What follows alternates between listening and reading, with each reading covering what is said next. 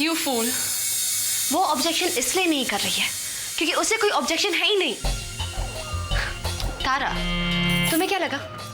तुम्हें बहुत बड़ी न्यूज़ मिल गई है? बहुत बड़ा स्कैंडल लग गया तुम्हारे हाथ? हाँ?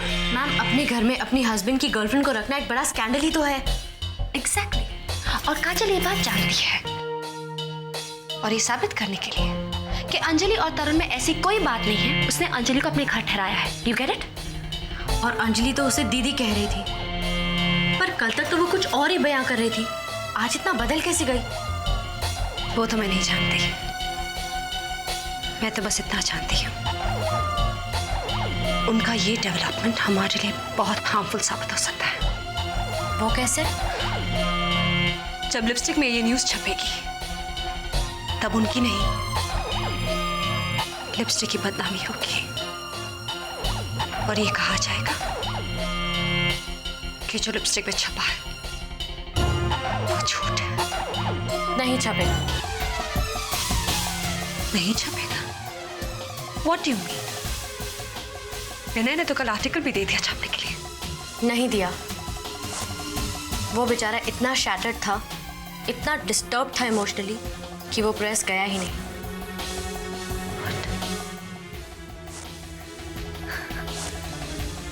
Good, very good. लेकिन मेरे लिए तो वेरी बैड है ना। तारा, तुम फिक्र मत करो। अब तुम विनय को ये सब बताना ही नहीं, उसे यही समझने दो कि अंजलि काजल की सौतन बनकर उस घर में रह रही है। ठीक है?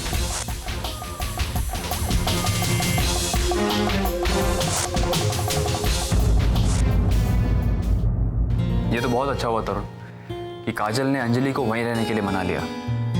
अब शीतल चाहे जो भी साजिश कर ले, कामयाब नहीं हो पाएगी। शीतल दी मेरी बहन, जिनकी मैं मदद करना चाहता था, उनकी बेटी उन्हें दिलाना चाहता था ताकि उनकी जिंदगी संभल जाए, और उसकी जिंदगी संभालते संभालते हमने गायत्री की जिंदगी बिगाड़ दी। उसका तलाक है अगले हफ्ते। तलाक? हाँ, उसका फोन आया था मुझे, कह रही थी कि उसकी फिल्म का मुहूर्त है और मैं वहीं आऊँ। तो तुम जा रहे हो?